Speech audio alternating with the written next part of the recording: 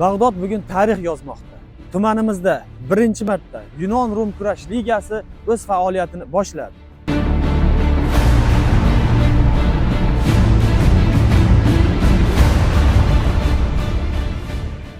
Sen ham kurashni sevuvchan bo'lsang, biz bilan birga bo'l. Chunki bu harakat endi boshlangan. Bag'doddan endi chempionlar yetishadi.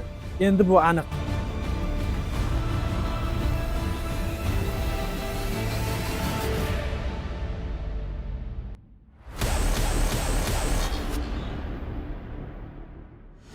Bu kabi liga ilgari O'zbekistonda bo'lganmi?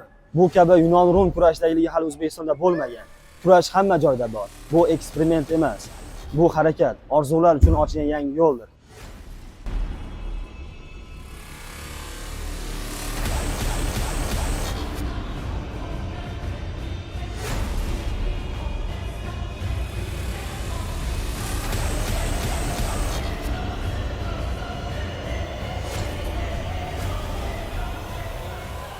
Bu kabi liga yoshlarga nima beradi?